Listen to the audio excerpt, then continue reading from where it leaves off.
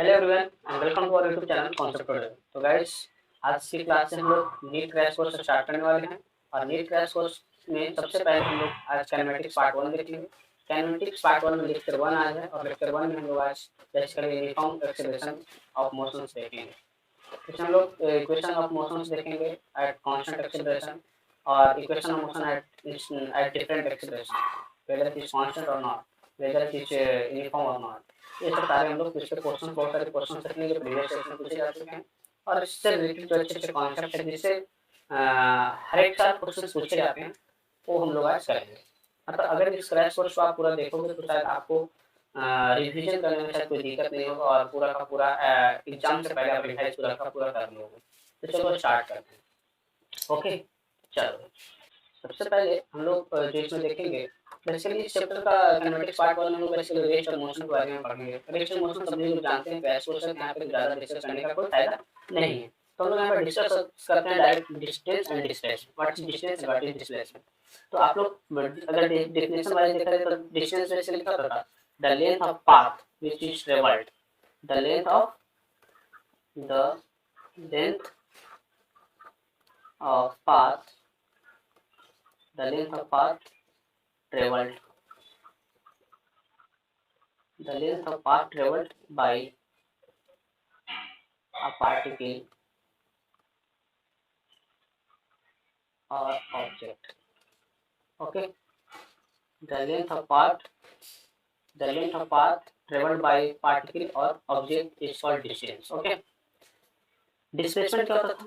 Displacement is basically the shortest distance between the 2 points. Displacement is basically shortest distance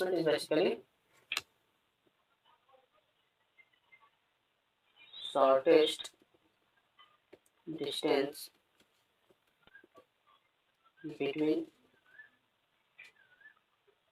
2 points. Shortest distance between 2 points. Okay. Displacement क्या होता था? Shortest distance between 2 points. Okay, अगर हम दोस्तों देखें तो मान लो कि एक पॉइंट ये है और दूसरा पॉइंट मान लो ये। ओके, तो अब पॉइंट वन और पॉइंट 2 को अगर हम लोग को जाना है पॉइंट 1 से पॉइंट 2 के पास जाना तो डिफरेंट तरह का रास्ता हो सकता है। उसमें से एक रास्ता ये होगा, एक रास्ता ये भी हो सकता है। भाई होगा कि नहीं होगा? और भी रास्ता हो सकता है। मान लो एक रास्ता ये हो, तो अगर देखा जाए तो तीनों तो रास्ता है, तीनों में से किसी एक रास्ते से जा सकता है। लेकिन अगर इसमें देखो तो सबसे ज्यादा डिस्टेंस ट्रेवल करना पड़ेगा। इसमें देखो तो इससे कम इसमें डिस्टेंस ट्रेवल करना पड़ेगा, इसमें सबसे ज्यादा करना पड़ेगा। और ये जो है, ये वाला जो है, इसमें सबसे कम डिस्टेंस ट्रेवल करना पड़ेगा।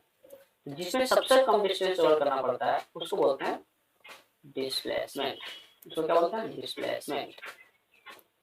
The shortest distance traveled by the particle or object between 2 points. 2 points के बीच में जो सबसे कम तय किया हुआ दूरी जो होता है उसको बोलते हैं डिस्प्लेसमेंट। ओके, उसको बोलते हैं डिस्प्लेसमेंट। डिस्टेंस किसको बोलते हैं? The length of path. Simply जितनी जो पाथ में लोग ट्रेवल करेंगे, जो पाथ लोग ट्रेवल करेंगे उसको बोलते हैं डिस्प्लेसमेंट। अगर हम लोग तो सिंपल सी बात पता चल गई भाई हम लोग को कि डिस्टेंस क्या होता था और डिस्प्लेसमेंट क्या होता था, है ना? शॉर्टेस्ट डिस्टेंस बिटवीन 2 पॉइंट्स हो गया डिस्प्लेसमेंट और लेंथ ऑफ पाथ हो गया डिस्टेंस। अब क्या ये हर समय से डिस्प्लेसमेंट पॉसिबल है क्या? मान लो यहाँ पे मुंबई है, दिस इज मुंबई। ओके, ये मान लो मुंबई है और ये मान लो पटना है। ठीक है, पटना, सॉरी ये क्या है? अपना पटना। यहाँ पे मान लो अपना पटना है। ओके, तो मुंबई से पटना आने का बहुत सारी दूरियां हो सकता है, ऐसे ऐसे ट्रेवल करके आओ, है ना? हो सकता है भाई इधर से नहीं, एक रास्ता और हो सकता है। ओके, और ये हो सकता है कि भाई हम लोग ट्रेन से ना चल के हम लोग डायरेक्ट शॉर्टकट रास्ता बनाए, दैट इज मान लो प्लेन से चले। तो ये जो प्लेन से जो चलेंगे वो क्या हो गया? डिस्प्लेसमेंट हो गया, जो बड़ों लोगों के लिए। आम लोग, हम लोग जैसे लोगों के लिए क्या है? डिस्टेंस। और यू कैन से हम लोग जो ट्रेन से चलने वाले लोग हैं बाइक से चलने वाले लोग हैं, 4 व्हीलर से चलने वाले लोग हैं, उन लोग के लिए लॉन्गेस्ट डिस्टेंस हो गया। मतलब लॉन्गेस्ट डिस्टेंस और may not be longest distance, shortest distance तो नहीं, शॉर्टेस्ट डिस्टेंस बड़े लोगों का है जो हर एक लोग प्लेन से चलता है। और प्लेन से अब तो ऐसे सभी लोग चलना शुरू कर दिए। तो शॉर्टेस्ट डिस्टेंस क्या होगा समझ में आया। और लॉन्गेस्ट डिस्टेंस और मोर देन शॉर्टेस्ट डिस्टेंस, इसको हम लोग बोलेंगे डिस्टेंस और दूसरे को बोलेंगे डिस्प्लेसमेंट। ओके, चलो आगे हम लोग देखते हैं क्या, इसके बारे में हम लोग डिस्कस करते हैं। ओके, देखो हम लोग यहाँ पे एक चीज और डिस्कस कर लेते हैं। अगर हम लोग यहाँ पे एस आई यूनिट की बात करें, okay, S I unit, S I unit of distance क्या होता है भाई, मीटर होता है ना। S I unit of distance is metre. और इसका डायमेंशनल फार्मूला क्या होता है, डायमेंशनल डायमेंशनल फार्मूला क्या होता है भाई, तो डायमेंशनल फार्मूला होता है सिंपली, इसको हम लोग डायमेंशनल फार्मूला कर हमेशा बिग ब्रैकेट में लिखते हैं। तो m0 l t0 है ना, इस तरीके से होता है। ये हो गया इसका डायमेंशन। सिमिलरली डिस्प्लेसमेंट का भी एसआई यूनिट क्या होता है, SI unit of displacement is also metre. और इसका भी डायमेंशन फार्मूला क्या होता है, m0 l t0। ओके, तो समझ में आ गया होगा। Shortest distance between the two points is displacement and the length of the path travelled by a particle और ऑब्जेक्ट इज डिस्टेंस। चलो हम लोग डिस्टेंस और डिस्प्लेसमेंट पे कुछ अच्छे क्वेश्चंस करते हैं जो आते हैं बेसिकली। देखो भाई तुम्हारे पास सबसे फर्स्ट क्वेश्चन जो पड़ा है, कह रहा है particle moves along the circumference of a circle from P to Q as shown in the circle below. Find the distance and displacement moved by the particle. देखो ये P से Q के पास आया, P से Q के पास आया और ये है इसका रास्ता, P से Q के पास आया और ये इसका रास्ता ये है। तो बोल रहा है कि बताओ डिस्टेंस क्या होगा और डिस्प्लेसमेंट क्या होगा। अभी हम लोग डिस्कस किए थे कि डिस्टेंस क्या होता था basically, path, length of path. Okay, तो लेंथ ऑफ पाथ, तो ये जो लेंथ पाथ है उसका लेंथ जो ये होगा वही तो डिस्प्लेसमेंट होगा अपना। इसका लेंथ अगर हम लोग निकाल ले तो उसका मेरा डिस्टेंस हो जाएगा। और डिस्प्लेसमेंट क्या हम लोग अभी दिखे थे, डिस्प्लेसमेंट अभी देखे थे, शॉर्टेस्ट लेंथ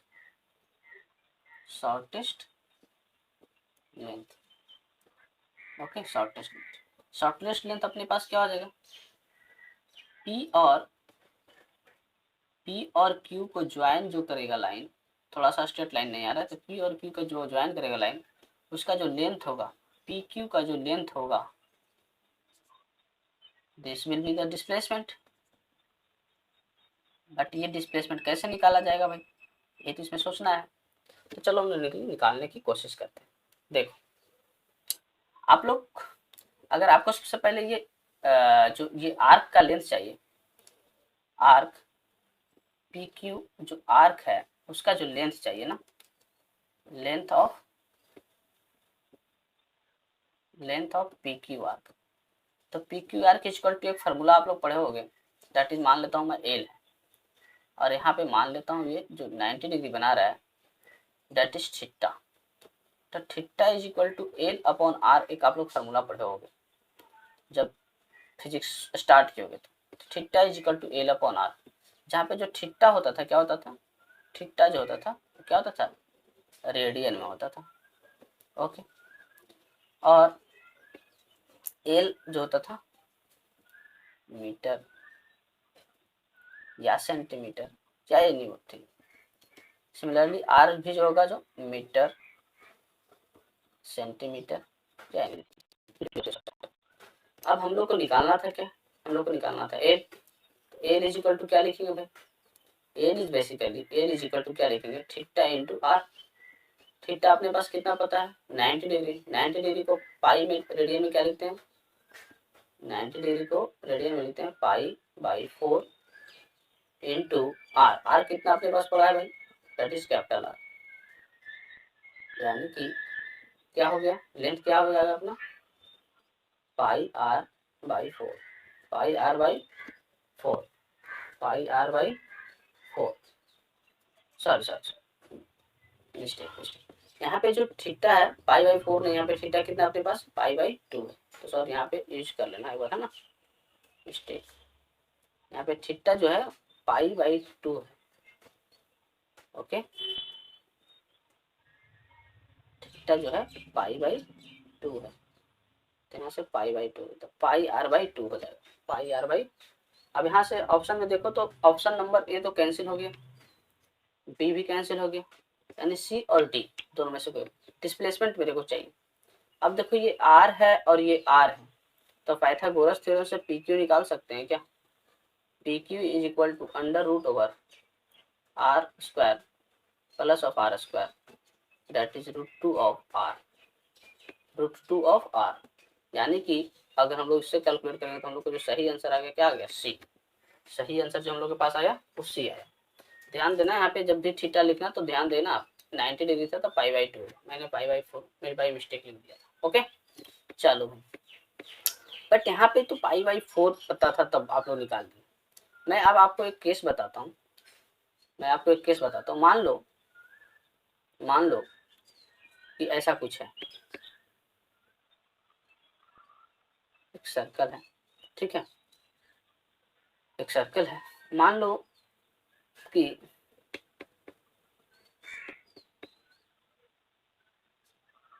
ओके, मान लो ये थीटा एंगल बना रहा है, ठीक है, और आपको ये लेंथ चाहिए,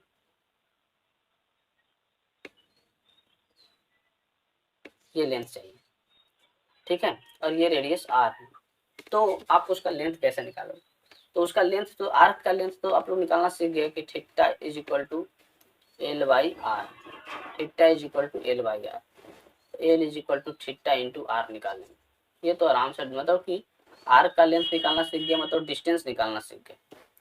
लेकिन अगर आपको बोल दिया जाए कि बताओ भाई ये आर्क है, ये आर्क है, ओके, थीटा एंगल है, बट हमको बोला जाए कि ये पार्टिकल इस तरह से ट्रेवल किया, तो ये दोनों के बीच का जो डिस्टेंस, शॉर्टेस्ट डिस्टेंस होगा वो कितना होगा, वो कैलकुलेट करना है। तो आप लोग कैसे कैलकुलेट करें? जैसे उसमें तो भाई पाइथागोरस थ्योरम लग जा रहा था, बट क्या इसमें पाइथागोरस थ्योरम लग रहा है? क्या इसमें पाइथागोरस थ्योरम से निकाल सकते हो? नहीं निकाल सकते। तो इस केस में क्या करेंगे आप लोग? इस केस में क्या करेंगे आप लोग? मान लो ये रेडियस आर है, तो इस केस में क्या करोगे आप लोग, है ना? तो देखो इसका मैं डायरेक्ट फार्मूला लिखवा सकता हूँ, बट मैं उस फार्मूला को चाहता हूँ कि आप लोग के सामने डिराइव कर। देखो आप ट्रिग्नोमेट्री में पढ़े होंगे, कि जब ये ट्रायंगल होता था, ओके, और ये एंगल होता था ए, ये होता था बी, ये एंगल होता था सी, ए के सामने वाला साइड होता था ए, बी के सामने वाला साइड होता था बी, सी के सामने वाला साइड होता था सी। तो हम लोग जब कॉस ए का फार्मूला लिखते थे, कॉस ए, जब भी लिखते थे तो क्या लिखते थे? B square plus C square minus of A square upon 2bc, ये लिखते थे कि नहीं लिखते थे? अब आप देखो यहाँ पे ये फार्मूला जो हम लोग लिखते थे वहाँ पे, यहाँ पे भी देखो सिमिलरली इसी तरीके से कुछ अप्लाई करो। आपको ये फाइंड करना है, यहाँ ये आर और ये आर पता है, ये फाइंड करना है। तो अगर हम लोग लिख दे कॉस थीटा, तो क्या लिख सकते हैं? Cos theta is equal to क्या लिख सकते हैं? बी। इसके सामने वाला साइड चाहिए ना, तो ए हो गया, तो उसके हम लोग लिख देते हैं R square plus of R square minus of, मान लेते हैं इसको एक्स लिख देते हैं, ठीक है, x square upon 2 into R is R square हो जाएगा। तो यहाँ से हम लोग क्या लिख सकते हैं? Cos theta is equal to what? 2r square minus of x square upon of 2r square. Okay, तो यहाँ से हम लोग एक्स स्क्वायर क्या लिख सकते हैं? एक्स स्क्वायर लिख सकते हैं डायरेक्ट, देखो सिंपल कैलकुलेशन यहाँ से और भी मिनिमाइज कर सकते हो कि 1 minus x square upon 2r square, ये लिख सकते हो। अब x square is equal to क्या लिख सकते हो? X square is equal to लिख सकते हो 2r square into 1 minus of cos theta, 1 minus of cos theta. अब यहाँ से कुछ दिख रहा है, यहाँ से क्या हो सकता है? 1 माइनस ऑफ कॉस थीटा का फॉर्मूला आप लोग पढ़े होंगे, तो x square is equal to 2r square इसका फार्मूला आप लोग पढ़े होगे, क्या पढ़े होगे भाई? इसका पढ़ा होगा 2 sine square of theta by 2, 2 sine square of theta by 2, यानी x square is equal to क्या हो गया? X square is equal to 2 into 2 is 4 r square of sine square of theta by 2। Okay, अब देखो क्या होगा, अब देखो क्या होगा। अब एक्स हम लोग को फाइंड करना है तो स्क्वायर रूट ले लेंगे। एक्स हम लोग को फाइंड करना है, यानी एक्स इज इक्वल टू क्या लिख सकते हैं? X is equal two plus minus लिखेंगे, बट एक्स कभी नेगेटिव नहीं हो सकता, हमेशा पॉजिटिव होगा, इसलिए हम लोग सिर्फ पॉजिटिव रूट्स लेते हैं। तो क्या लिखेंगे? 4 r square sine square theta by 2, यानी x is equal to 4 r square that is 2 r sine square theta that is sine theta by 2, यानी एक्स इज इक्वल टू क्या आ गया? Theta by 2।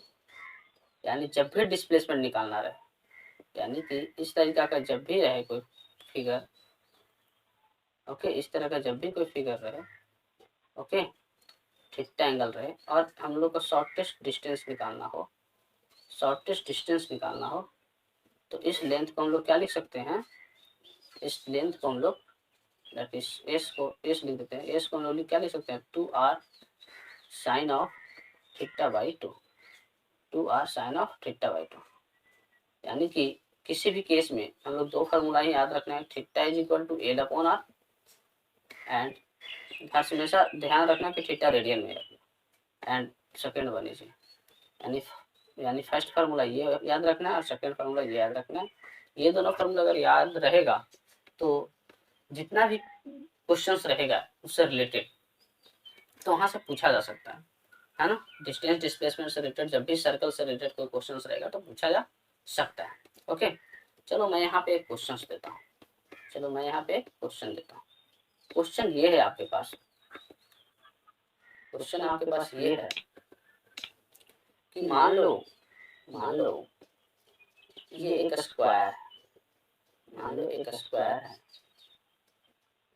ठीक है, एक स्क्वायर है जिसका साइड 4 मीटर है, एक स्क्वायर है जिसका साइड 4 मीटर है। ओके, अब यहाँ से चलना शुरू किया, यहाँ से चलना शुरू किया, तो ए से अगर चलना शुरू किया तो और सी पे जाके रुका, तो बताओ डिस्टेंस और डिस्प्लेसमेंट क्या होगा? ए से चलना शुरू किया और सी पे जाके रुका, तो डिस्टेंस बेसिकली क्या होता था?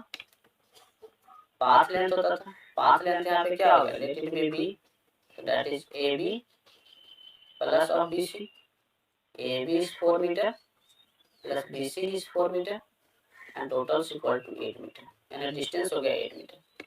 अब ये देखो 4 मीटर है, ये भी 4 मीटर है, तो हम लोग का जो शॉर्टेस्ट डिस्टेंस होगा दैट इज जो डिस्प्लेसमेंट होगा वो ये हो जाएगा। तो ये जो डिस्टेंस आएगा, शॉर्टेस्ट डिस्प्लेसमेंट जिसको कहते हैं, shortest distance is basically displacement. Okay, तो जो डिस्प्लेसमेंट होगा वो क्या हो जाएगा? अंडर रूट होगा 4 square plus 4 square, it means what? 4 square plus 4 square मतलब 2 रूट 2 है ना? 4 square plus 4 square is 4 root 2, sorry 4 root 2, 4 square plus 4 square is 4 root 2 metre. तो इस तरीके से आप क्वेश्चन इस तरीके से आपसे पूछा जा सकता है। एक क्वेश्चन मैं और यहाँ पे आपको देता हूँ, ठीक है। एक क्वेश्चन ये है कि मान लो dimension of room, dimensions of room is basically dimensions of room is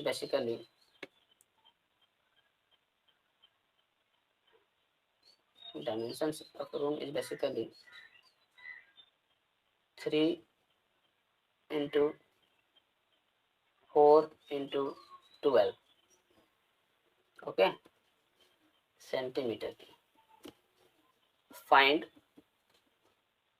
the longest rod that can be placed in room। Max rod का मैक्सिमम लेंथ बताओ जो कि रूम में प्लेस किया जा सके, है ना। Longest length of the rod that can be placed in room. अब देखो तो रूम किस तरह का होगा भाई, तो रूम कुछ इस तरह का होगा।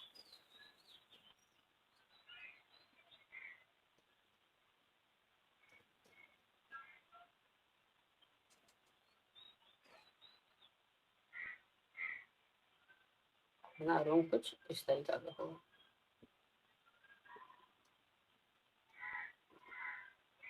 ठीक है, अब क्या बताया रूम का इस तरीका का होगा, और ये क्या बताया कि ये 3 है, ये 4 है और ये 12।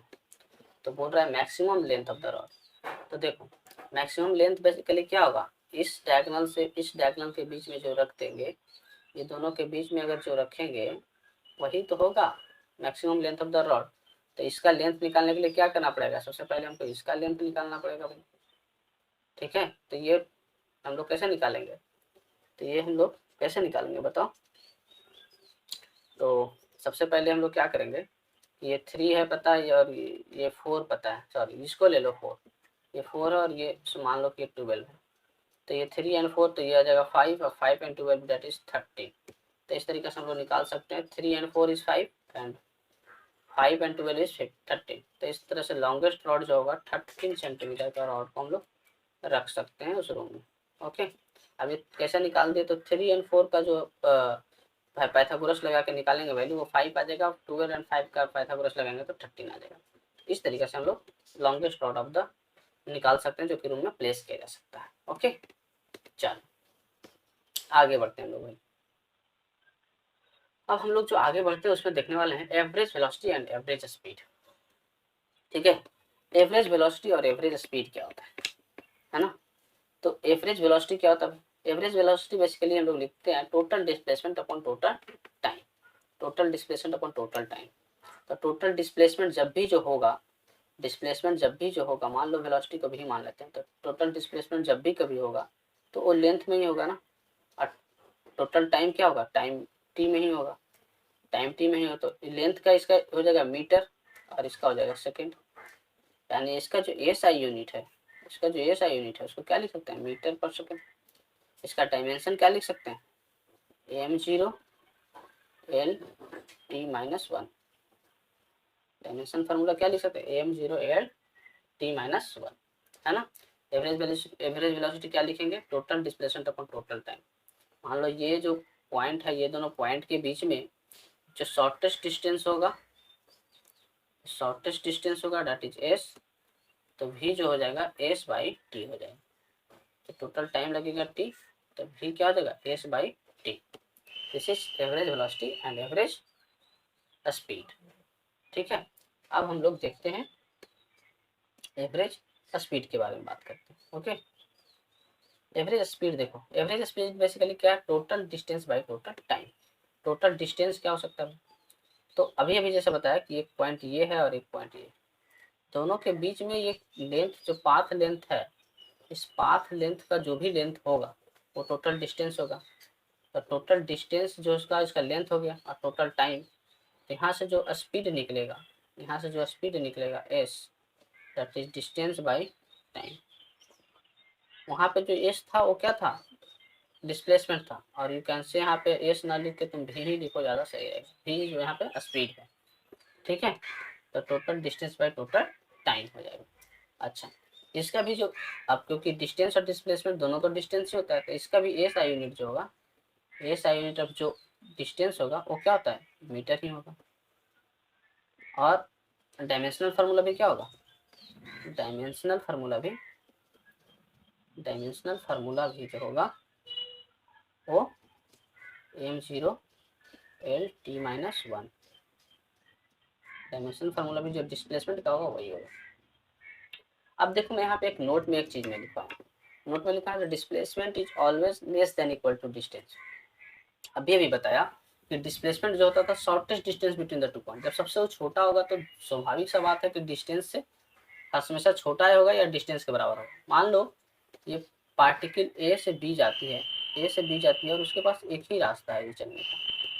पार्टिकल ए से बी जाती है, उसके पास सिर्फ एक ही रास्ता है चलने के लिए। तो यहाँ इस केस में देखो, जब स्ट्रेट लाइन में मोशन, जब ये स्ट्रेट लाइन में जब कोई ऑब्जेक्ट मूव कर रहा है तो उस केस में डिस्टेंस और डिस्प्लेसमेंट क्या होगा? इस केस में जो डिस्टेंस होगा, इस केस में जो डिस्टेंस होगा वही तो डिस्प्लेसमेंट होगा। तो इसीलिए बोला जाता है कि distance is always less than is equal to displacement. Distance is always less than equal to displacement, मतलब डिस्टेंस डिस्प्लेसमेंट के बराबर हो सकता है, बट डिस्प्लेसमेंट कभी भी डिस्टेंस से बड़ा नहीं हो सकता। यानी कि distance can never be greater than displacement. Displacement कभी भी डिस्टेंस से बड़ा नहीं हो सकता। अब इसी चीज को आगे चलते हैं, एवरेज वेलोसिटी। अब देखो भाई, एवरेज वेलोसिटी क्या होता था? Total displacement, total displacement by total time. Total displace, यहाँ पे डिस्प्लेसमेंट है, टोटल डिस्प्लेसमेंट, ठीक है, is less than equal to total distance, ठीक है। अब दोनों साइड टोटल टाइम से डिवाइड कर दो, टाइम से डिवाइड कर दो, तो इस साइड क्या आ जाएगा? एवरेज वेलोसिटी हो जाएगी।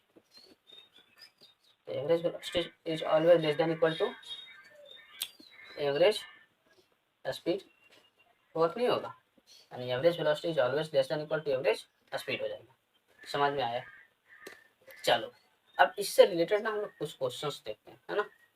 चलो क्वेश्चंस देखो, ये जो क्वेश्चंस है नीट 2019 में पूछा गया है। बोल रहा है पर्सन इज इज यहाँ पे होना चाहिए, इन नहीं, यहाँ पे इज होगा, ठीक है, is. A person is travelling in a person travelling in a straight line, ठीक है। फिर a person travelling in a straight line moves with a constant velocity v1 for a certain distance x and with a constant velocity v2 for next equal distance. अच्छा, मतलब ये बोल रहा है, देखो, मतलब ये बोल रहा है कि ये x डिस्टेंस है, ओके, और ये भी x डिस्टेंस है। इसमें जो चला v1 स्पीड से चला है और इसमें जो चला v2 स्पीड से चला है। तो बोल रहा है कि एवरेज वेलोसिटी बताइए, ठीक है, एवरेज वेलोसिटी बताइए। तो क्या हो गया, इसमें जो टाइम लगा होगा क्या लगा होगा? t1। तो t1 इज बेसिकली व्हाट? तो displacement by time v1 and t2 is equal to what? x by v2, okay. Total time जो होगा वो t1 प्लस t2 हो जाएगा, ओके। तो टोटल टाइम क्या हो गया? x by v1 plus x by v2, ठीक है। x को कॉमन कर लो तो 1 by v1 plus 1 by v2, okay. अब जो होगा टोटल डिस्प्लेसमेंट, मतलब टोटल डिस्प्लेसमेंट कितना है? तो टोटल डिस्प्लेसमेंट क्या है? डिस्प्लेसमेंट जो टोटल हो गया वो डिस्प्लेसमेंट कितना आ गया? Displacement basically x and x is 2x, okay. यानी कि हम लोग को क्या निकालना है भाई? हम लोग को निकालना एवरेज वेलोसिटी। तो एवरेज वेलोसिटी के लिए अभी अभी तो पढ़े थे हम लोग, अभी अभी हम लोग लास्ट देखो, लास्ट मैंने पढ़े थे ना, total displacement by total time. तो total displacement by total time जो भी पढ़े हैं, तो total displacement by total time में हम लोग को क्या करना है? सिर्फ यही तो रखना है, तो average velocity is equal to total displacement. Total displacement कितना है? तो 2x है। बाय टोटल टाइम कितना है? तो t is what? t is what? तो x by v1 plus x by v2, यानी कि 2x अपॉन x को कॉमन कर लेंगे तो 1 by v1 plus 1 by v2। अब देखो ये x कैंसिल आउट हो जाएगा। अब ये x कैंसिल आउट हो गया तो v1 v2 का एलसीएम लिया जाए तो 2v1 into v2 upon v1 plus v2 हो जाएगा। 2v1 into v2 plus v1 upon v2 हो जाएगा। तो ये जो आया आपके पास एवरेज वेलोसिटी आया। क्या इस तरह का कोई ऑप्शन मैच कर रहा है? नहीं मैच कर रहा। तो क्या करेंगे भाई, ऐसा केस में क्या करेंगे हम लोग?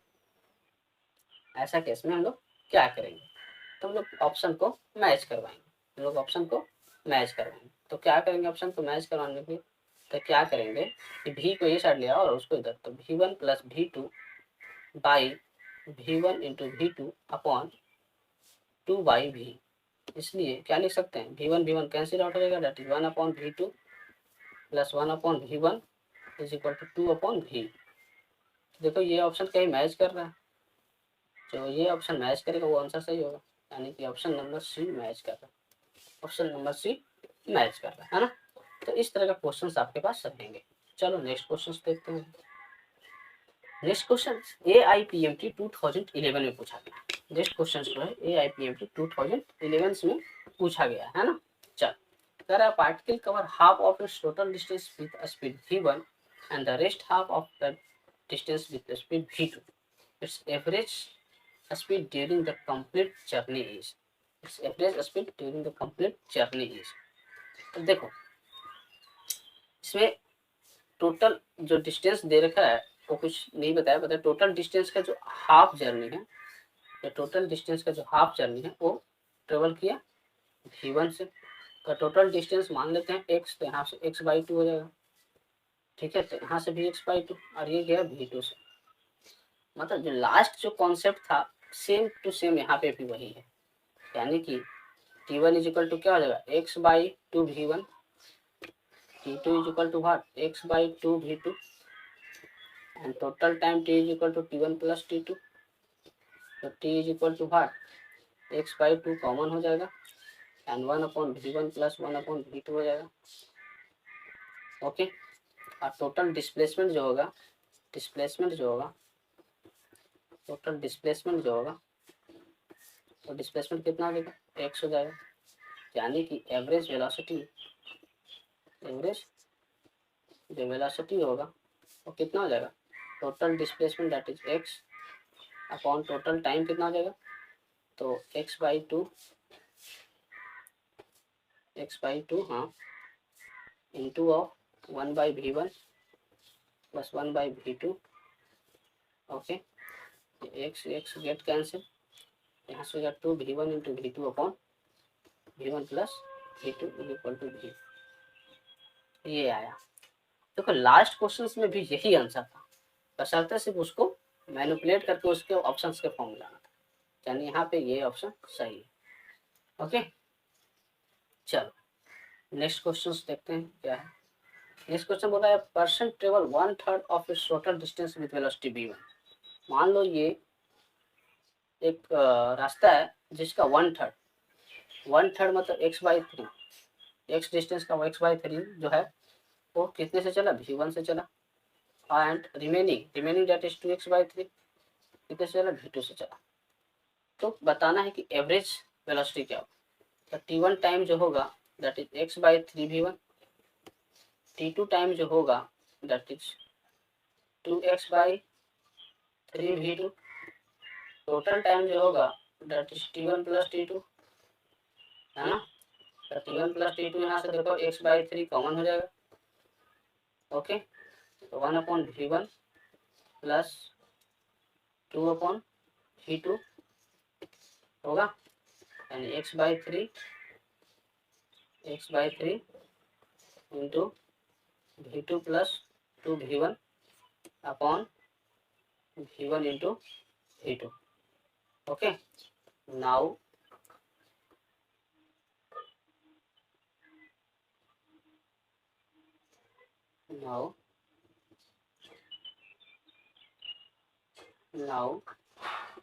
एवरेज वेलोसिटी जो होगा,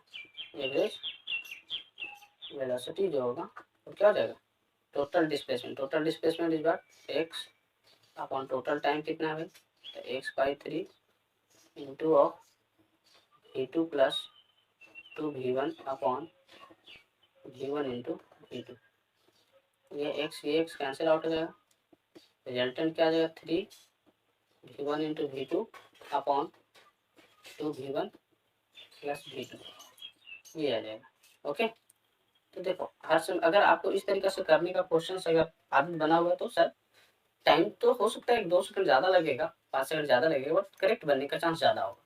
और अगर आपको फार्मूला डायरेक्ट याद करके रखे हो तो वहाँ पे गलती होने का चांस ज़्यादा रहेगा, है ना। चलो अब मैं यहाँ पे कुछ स्पेशल केस बता रहा हूँ, जो स्पेशल केस ज़्यादा इंपॉर्टेंट है इस तरह के क्वेश्चन को करने के लिए। ठीक है, देखो फर्स्ट स्पेशल केस ये है कि body covers n equal distance with velocity v1, v2, v3 and vn। मान लो कुछ इस तरीका का है, ठीक है, एन इक्वल डिस्टेंस, मान लो ये x हो गया, दैट इज इसको v1 से किया, फिर ये x जो हो गया v2 से किया, फिर x जो हो गया वो v3 से किया, फिर x जो हो गया v4 से किया। सिमिलरली इस तरीके से जो x हो गया लास्ट में vn से किया। तो पूछ रहा है कि एवरेज स्पीड क्या होगा, स्ट्रेट लाइन पे ट्रेवल कर रहा है, तो यहाँ पे क्या होगा t1 लगेगा, यहाँ पे क्या होगा t2 होगा, यहाँ पे क्या होगा t3 होगा, t4 होगा, सिमिलरली tn होगा। टोटल टाइम क्या हो जाएगा, t1 plus t2 plus t3 plus t4 dot dot dot tn। Average average speed क्या आ जाएगा, average speed is basically total distance, total distance क्या हो जाएगा nx, x सारे हैं तो nx upon total time, total time क्या हो जाएगा x सभी से कॉमन कर लो तो क्या हो जाएगा 1/v1 plus 1/v2 plus 1/v3 plus dot dot dot 1/vn। Okay, अब देखो ये x कैंसिल हो जाएगा, और नहीं होगा। अब एवरेज स्पीड जो v होगा उसका हम रिलेशन इस तरीके से लिख सकते हैं, n/v is equal to 1/v1 plus 1/v2 plus 1/v3 plus dot dot dot 1/vn। मतलब अगर ये फार्मूला अगर आपको याद है, अगर इक्वल डिस्टेंस की फार्मूला पूछा है, अगर इक्वल डिस्टेंस पे पूछा है कितने भी पार्टिकल्स हो, अगर ये चीज़ आपको याद है तो शायद आप बहुत जल्दी क्वेश्चन को कर लोगे। फॉर एग्जाम्पल जैसे यहाँ पे दिया n is equal to 2, n is equal to 2, n is equal to 2 रख दो तो 2/v is equal to 1/v1 plus 1/v2। इससे ज़्यादा नहीं होगा, n इज इक्वल टू 3 तो है नहीं, तो v1 प्लस v2 हो जाएगा। देखो इसी तरह का क्वेश्चन पहले किए हैं कि नहीं किए, 2 क्वेश्चन इसी तरह का किए हुए हैं। तो अगर ये स्पेशल केस जो है फर्स्ट वाले जो स्पेशल केस है ये वाला, तो अगर आपको दिमाग में ये चीज़ रहता है तो आप बहुत आसानी से क्वेश्चन को कर सकते हैं। ओके, चलो आगे बढ़ते हैं। अब हम आगे बढ़ने से पहले मैं यहाँ पे बता दूँ, अभी जो जो चीज़ आया है इंस्टेंटेनियस वेलोसिटी, ये बहुत अच्छे कॉन्सेप्ट है। इस कॉन्सेप्ट को अगर आपको अगर अच्छे से आता है तो आप क्वेश्चन से बहुत अच्छे ढंग से कर सकते हैं। देखो हम लोग पहले ले चुके एक ग्राफ है जहाँ पे एक कर्व दिया हुआ है, तो ये जो कर्व है हम लोग क्या करते हैं इसके बारे में डिस्कशन करते हैं। वाई एक्सेस में डिस्प्लेसमेंट दिया हुआ है और एक्स एक्सेस में टाइम का कर्व दिया हुआ, टाइम दिया हुआ है, टाइम एक्सेस है और वो डिस्प्लेसमेंट एक्सेस है। एक कर्व है, ठीक है, एक कर्व है, तो इसका मान लो हम लोग क्या करते हैं, हम लोग क्या कर रहे हैं कि एक स्मॉल टाइम के लिए इसके बारे में हम लोग डिस्कस करते हैं, कुछ स्मॉल टाइम के लिए हम लोग डिस्कस करते हैं। Let this time be dt, और ये डिस्टेंस के लिए, ये जो डिस्टेंस है, ओके, ये मान लो कि ds डिस्प्लेसमेंट, तो जो ये थीटा होगा उसको हम लोग क्या लिख सकते हैं, tan theta is equal to what लिखेंगे, तो small distance displacement by small time dt, यानी tan theta is equal to ds by dt लिख सकते हैं। और इसी को बोलते हैं डिस्प्लेसमेंट को, अगर small change in displacement, a small change in displacement with respect to time या small change in position with respect to time is velocity. तो वेलोसिटी क्या होता है, इसलिए हम लोग इसको इंस्टेंटेनियस वेलोसिटी बोले कि किसी समय पे, किसी भी समय पे अगर हम लोग को वेलोसिटी निकालना रहे तो हम लोग लिख सकते हैं ds by dt is equal to v। ये कौन सा फार्मूला हो गया, इंस्टेंटेनियस फार्मूला, इंस्टेंटेनियस वेलोसिटी का फार्मूला हो गया। tan theta is equal to slope of s versus t, displacement versus time graph में tan थीटा जो होगा और उसका जो स्लोप होगा वो क्या चीज देगा, इंस्टेंटेनियस वेलोसिटी देगा, इंस्टेंटेनियस वेलोसिटी देगा। समझ में आया कि नहीं आया, इंस्टेंटेनियस वेलोसिटी देगा, समझ में आया कि नहीं आया। चलो अगर इसको यहाँ से पूछा जाए एस आई यूनिट, मैं एस आई यूनिट ये सब बार बार इसलिए डिस्कस करूंगा क्योंकि एस आई यूनिट हर एक एग्जाम में एक क्वेश्चन आता ही है और इसको स्पेशली नहीं पढ़ाना जाना चाहिए।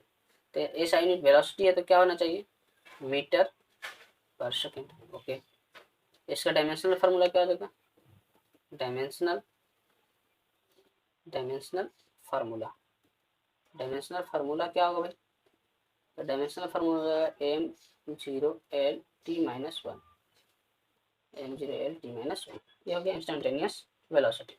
ओके, समझ में आया, होप सो आपको समझ में आया हो। चलो अब जैसे देखो उसी से रिलेटेड कुछ क्वेश्चन है, इंस्टेंटेनियस वेलोसिटी से रिलेटेड कुछ क्वेश्चन है। बोल रहा है ये नीट 2016 में पूछा गया है।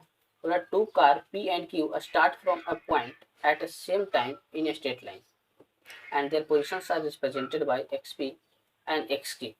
Okay, at what time they can have the same velocity. Same velocity chart बोलना है, सेम वेलोसिटी किसी एक कौन सा ऐसा समय होगा जब दोनों के पास सेम वेलोसिटी होगा। तो मैं मान लेता हूँ कि ये मतलब इंस्टेंटेनियस वेलोसिटी बात कर रहा है, किसी एक टाइम पे बोल रहा है तो इंस्टेंटेनियस वेलोसिटी बात कर रहा है। तो that time let that time be let that time be TP. TP मान लेते हैं, वो टाइम क्या होगा, टीपी होगा। अब पोजीशन एक्स पी दे रखा है, तो d of x P by d T अगर हम लोग करेंगे तभी तो हम लोग को इंस्टेंटेनियस वेलोसिटी मिलेगा। तो अगर हम लोग इसको डिफ्रेंशिएट करेंगे तो क्या हो जाएगा, ए टी है तो टी पे पावर 1, तो डिफ्रेंशिएशन जानते हैं किसी पे पावर 1 रहता है तो ए हो जाएगा, और इसका हो जाएगा क्या, 2 of b t. Okay, 2 of b t. ये जो आया है मेरे को क्या आया, इंस्टेंटेनियस वेलोसिटी आया, instantaneous velocity of particle P आया। किस, तो ये कौन सा टाइम पे हम लोग बोल रहे हैं कि दोनों का वेलोसिटी सेम होगा, टीपी पे। तो जहाँ जहाँ टी है वहाँ पे पी रख दो, तो A plus 2b into T P is equal to V P. ये फर्स्ट इक्वेशन हो गया। सेकेंड जो बोल रहा है इसका जो वेलोसिटी होगा D x Q by d T, that is F of minus 2t, F of minus 2t। देखो टी एफ ऑफ टी है तो एफ हो जाएगा, टी स्क्वायर तो माइनस 2t हो जाएगा। कब यहाँ पे ये वेलोसिटी होना चाहिए भाई, तो टीपी पे होना चाहिए, तो रख दो यहाँ पे, यानी V Q is equal to क्या हो जाएगा, F of minus of 2 T P. ये सेकेंड कह रहा है कि at what time they can have the same velocity, दोनों के पास सेम वेलोसिटी क्या होगा, जब V P is equal to V Q होगा। ओके, तो V P is equal to V Q होगा, यानी कि A plus 2bp, sorry 2bt of p। Erase कर लेता हूँ मेरे,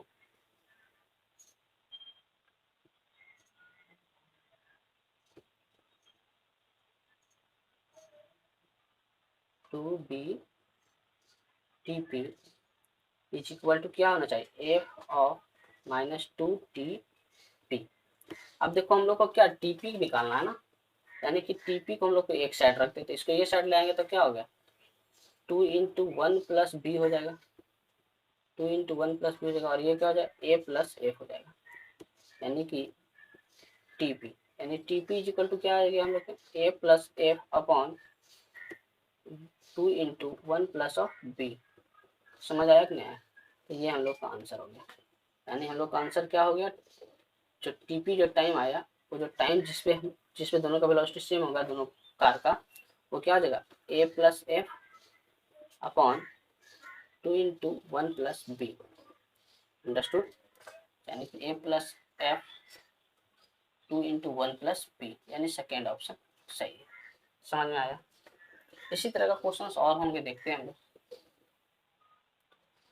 The questions कर रहा है particle moves along a straight line OX at a time t in a second, and the distance x in meter of a particle O is given by x is equal to 4t plus 12t minus tq. How long would the particle travel before coming to rest? Before coming to rest, particle कोई rest में कोई particle कब जा सकता है, जब velocity क्या होगा, 0 होगा।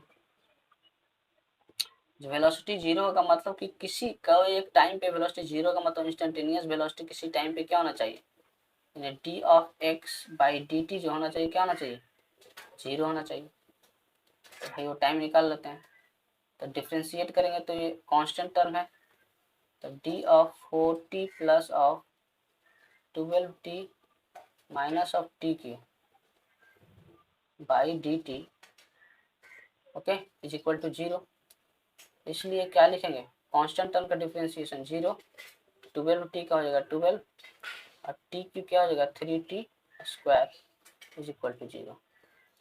तो t square is equal to हो जाएगा 4, यानी टी इज इक्वल टू हो जाएगा plus minus 2, but t is not equal to -2 second, क्योंकि time is not a negative quantity, time कभी नेगेटिव नहीं हो सकता, इसलिए t इज इक्वल टू क्या हो जाएगा सबसे सही, t is equal to 2 second answer हो जाएगा। अब time t is equal to 2 second लगेगा जब ये रेस्ट में हो जाएगा।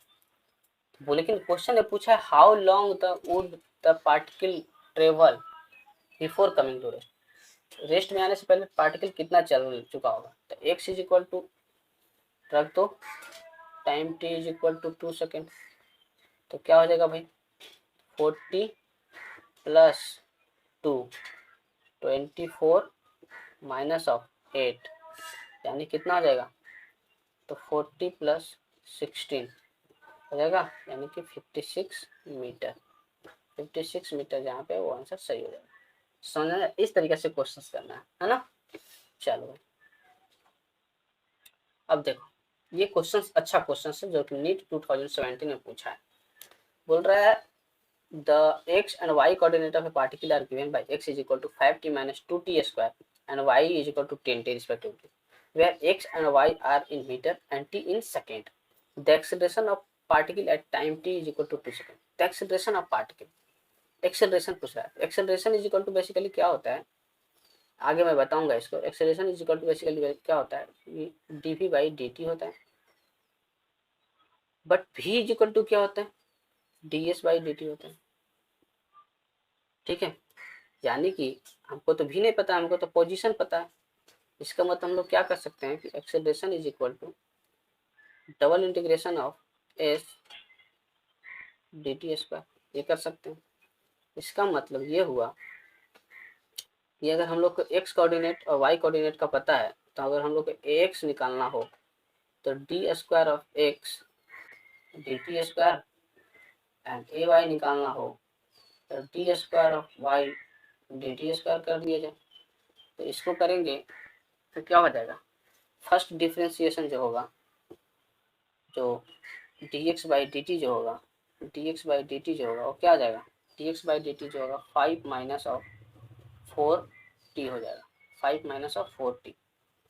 अब ax इज इक्वल टू जो डबल डिफ्रेंसिएशन होगा dx square of d t square, क्या हो जाएगा 0 माइनस ऑफ 4, यानी कि -4 मीटर पर सेकेंड स्क्वायर, ये ax हो गया। सिमिलरली ay, तो dy बाई डी टी हम लोग अगर करेंगे तो dy बाई डी टी क्या हो जाएगा 10 and d square y of d t square क्या हो जाएगा, जैसे 0, और ये हो गया क्या ए वाई।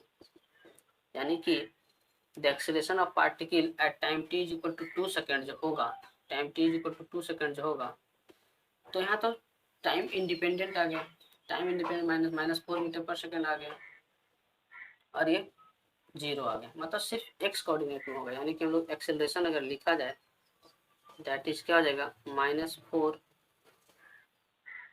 आई कैप प्लस 0 जे कैप, यानी कि इसका आंसर क्या हो जाएगा -4 metre per second square. Okay, समझ में आया कि नहीं आया, बिल्कुल आया वो।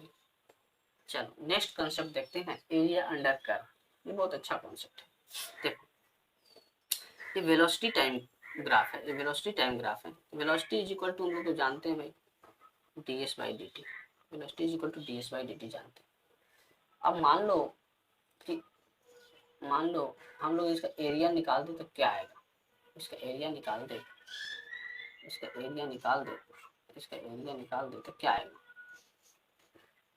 हाँ इसका एरिया निकालेंगे तो भी और टी के भी टी कर्व के बीच का एरिया निकालेंगे तो क्या आएगा, तो ये बेसिकली आएगा डिस्प्लेसमेंट आएगा।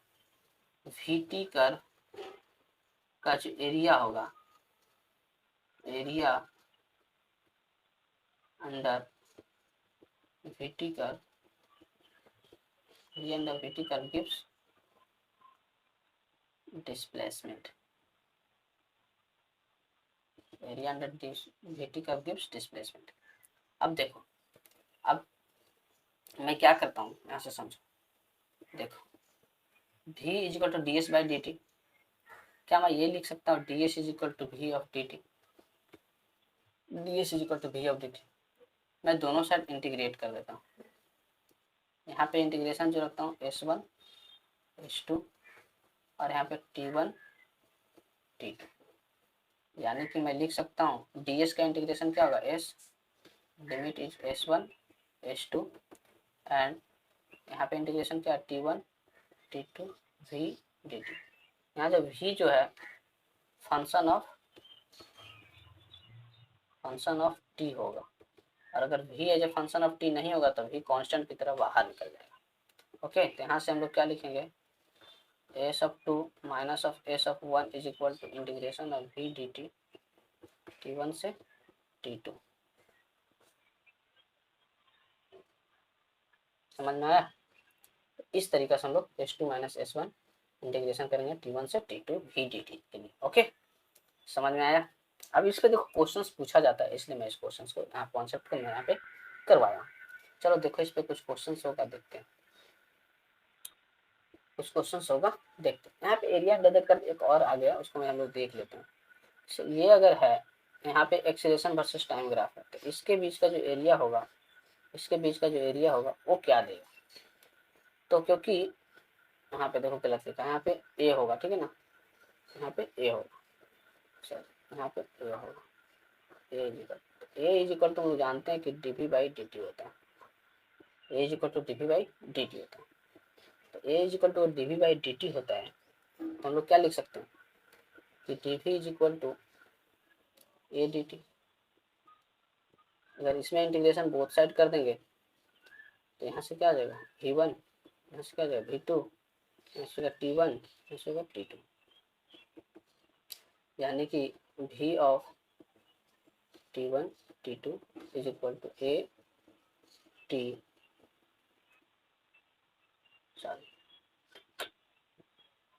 सॉरी माय मिस्टेक, ठीक है। तो यहाँ हम लोग क्या लिख देंगे, ए ऑफ टी टी t1 से t2, यानी कि लिख सकते हैं हम लोग क्या v2 minus v1 is equal to integration of a d t t1 से t2, ठीक है। इस फार्मूला को हम लोग कैसे डिराइव करेंगे, और आगे भी यहाँ पे जब ए अगर ए यहाँ पे क्या होगा, फंक्शन ऑफ टाइम होगा, तो फंक्शन ऑफ टाइम, अगर ए फंक्शन ऑफ टाइम नहीं होगा, अगर ए कांस्टेंट होगा तो इंटीग्रेशन से, अगर ए फंक्शन ऑफ टाइम नहीं होगा और ये कांस्टेंट होगा तो इंटीग्रेशन से बाहर आ जाएगा। ओके, चलो कुछ क्वेश्चंस है, देखते हैं क्वेश्चंस क्या है, ध्यान से देखो क्वेश्चंस क्या है, ध्यान से। क्वेश्चन 2016 में पूछा है नीट में, कह रहा है if the velocity of a particle is v is equal to at plus bt square where a and b are constant, then the distance traveled by it between 1 and 2 second, between 1 and 2 second. अच्छा, okay, 1 और 2 second के बीच का जो बोल रहा है कि बताओ डिस्टेंस ट्रेवल क्या होगा। तो देखो अभी एक फार्मूला बताया था, उससे भी किया जा सकता है। और यहाँ पे देखो कैसे क्वेश्चंस करना समझो, यहाँ पे भी देखो फंक्शन ऑफ टाइम टी दिया है ना, अभी बताए थे फंक्शन ऑफ टाइम टी दिया है। हम लोग बेसिक से जाएंगे कि v इज इक्वल टू क्या होता था, d s by d t होता था। अब v is equal to d s by d t होता था, और यही तो मेरे को ए सी तो चाहिए, यानी कि हम लोग को क्या करना पड़ेगा कि D S V D T integration both side क्या करेंगे, S1 और S2 T1 और ये T2। तो यहाँ से लिखे थे ना S2 माइनस S1, उसका डिस्प्लेसमेंट माइनस इसका डिस्प्लेसमेंट अगर कर देंगे तो डिस्टेंस आ जाएगा। तो S2 minus S1 is equal to क्या लिखेंगे भाई बताओ। तो भी जो है अपने पास, तो भी दे रखा है a t plus B of T square, okay, t t, time कहाँ से कहाँ है 1 सेकंड से 2 सेकंड, ओके। तो A of T square by 2 plus B of T Q by 3, okay, 1 से 2 सेकंड। तो 1 से 2 सेकंड यहाँ पे क्या हो जाएगा भाई, जब हम लोग लिमिट को रखेंगे तो क्या हो जाएगा 80, यानी a into 4/2 plus b into 8/3 minus of a/2 minus of b/3। यहाँ से क्या आ जाएगा 2a minus of a/2 plus 8b minus b that is 7b/3। यानी कि फाइनली मेरे पास जो s2 माइनस s1 क्या आ गया, s2 माइनस s1 जो आ गया 2a माइनस a यानी कि 3a/2 3a/2 plus of 7b/3 3a/2 plus of 7b/3। ठीक है 3a/2 प्लस ऑफ 7b/3 यानी कि यहाँ से हम लोग को ऑप्शन नंबर बी सही लगा। ठीक है ना, और यहाँ पे ऑप्शन सी भी सेम ऑप्शन है ना, तो ये भी सही है। ओके चलो, तो ये एक क्वेश्चन था जो कि वेलोसिटी था, जो टाइम वेरिंग वेलोसिटी था उससे रिलेटेड कुछ क्वेश्चन था, है ना। चलो नेक्स्ट क्वेश्चन को देखते हैं। ओके करा if the acceleration of a particle is given by a is equal to 3t square, find the velocity of a particle at time t is equal to 3 second if initially the particle was at rest। देखो acceleration अपने पास दे रखा है 3t square और particle if the particle was at rest यानी कि initial velocity जो है that is v1 जो है वो 0 दे रखा है। ठीक है, तो अब इस तरीका के केस हम बताए थे, अभी भी बताए थे, तो क्या बताए थे v2 minus v1 direct use कर सकता है या फिर उस तरीका से लिख सकता है a dt t1 t1 t1 से t2, तो v2 माइनस v1 इज 0। अच्छा a कितना है भाई, तो 3t² dt 3t² dt time कितना है इनिशियली द पार्टिकल, तो 0 से इनिशियल टाइम 0 से 3 सेकंड पे चाहिए, तो 3 रख दें, यानी v2 is equal to 3t³ limit 0 से 3, यानी v2 is equal to 3 get cancel 3 cancel हो जाएगा t⁻³ that is 27 metre per second, यानी v2 इज इक्वल टू क्या आ गया 27 metre per second. v2 is equal to 27 metre per second, यानी कि option number C is correct. Option C क्या है, सही है। अब देखो equation of motion for uniform acceleration. Uniform acceleration means constant acceleration, हम लोग उसके बारे में पढ़ेंगे जब एक्सेलरेशन कांस्टेंट होता है यूनिफॉर्म एक्सेलरेशन। तो देखो क्या होगा, ये फार्मूला कैसे डिराइव हुआ समझो। अभी अभी हम लोग पढ़े थे कि a is equal to dp/dt, a is equal to dp/dt, और इसको हम लोग लिखते थे v2 minus v1 is equal to √a of dt, t1 से t2 अब देखो यहाँ पे क्या करते हैं कि v1 को हम रख देते हैं initial velocity that is u, v1 को रख देते हैं initial velocity at time t is equal to 0 पे, और v2 को रख देते हैं v at time t is equal to t second, मतलब t सेकेंड पर। तो हम लोग क्या लिखेंगे v minus u is equal to acceleration, यहाँ पे क्या है एक्सेलरेशन a इज कांस्टेंट, पहले जो होता था जब वेरिएबल रहता था तो अंदर रहता था, कांस्टेंट है तो बाहर हो जाएगा dt 0 से t, तो v minus u is equal to क्या लिख सकते हैं भाई a इंटू टी, यानी कि v is equal to u plus a t. Okay v is equal to u plus a t, ये फर्स्ट फार्मूला इस तरीके से हम लोग डिराइव किए, और सिमिलरली हम लोग फार्मूला को और भी आगे डिराइव कर सकते हैं। ये तो क्वेश्चन आ गया। ओके मैं यहीं पे दिखा देता हूँ और formula derive. S is equal to u t plus half a t square, इसको कैसे डिराइव करेंगे भाई, तो similarly s is equal to u t plus half a t square भी हम लोग इसी तरीके से डिराइव कर सकते हैं, क्योंकि देखो d s by d t is equal to क्या होता था v, और v is equal to d s by d t, तो v इज इक्वल टू हम लोग ये रख सकते हैं क्या, v इज इक्वल टू लिख सकते हैं u प्लस ए टी। आप बताओ D S u plus a T D T, दोनों साइड इंटीग्रेशन 0 से s 0 से t, यानी कि फाइनल जो आएगा वो हो जाएगा s is equal to u t plus half of a t square. समझ में आया। और इसी तरीका को इसी तरीका कुछ डेरिवेशन इसका है, उसका डेरिवेशन भी मैं समझा देता हूँ। इसका डेरिवेशन थोड़ा सा अच्छा लेवल का डेरिवेशन है। देखो यहाँ पे वी यू और ए तीनों का इन्वॉल्व किया।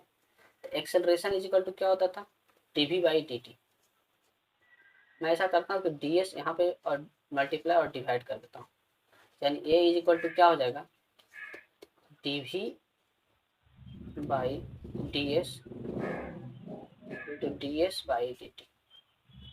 D s by d t क्या होता था, वी, तो v into d v by d S.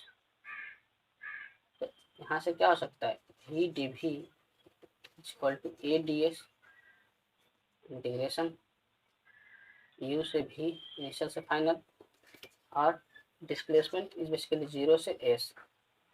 यहाँ से क्या लिख देंगे, that is V square by 2 minus of U square by 2 is equal to A तो कांस्टेंट है, तो यहाँ से हो जाएगा ए एस यानी V square minus U square is equal to 2 A S. Okay, इस तरीके से सारे फार्मूला का equation of motion for uniform acceleration derive हुआ है। आज की क्लास हम यहीं तक स्टॉप करते हैं। अगले क्लास लेक्चर नंबर 2 होगा काइनेटिक्स पार्ट 1 का, और वो उसका वीडियो बस नेक्स्ट डे आएगा। ओके, तब तक के लिए धन्यवाद। और इस चैनल को सब्सक्राइब कर देना और लोगों के पास शेयर कर देना कि जब तक नीट का एग्जाम्स नहीं होता है तब तक हम लोग इसके क्वेश्चंस और कॉन्सेप्ट रेगुलर वाइज में हम लोग देते रहेंगे। ओके, धन्यवाद।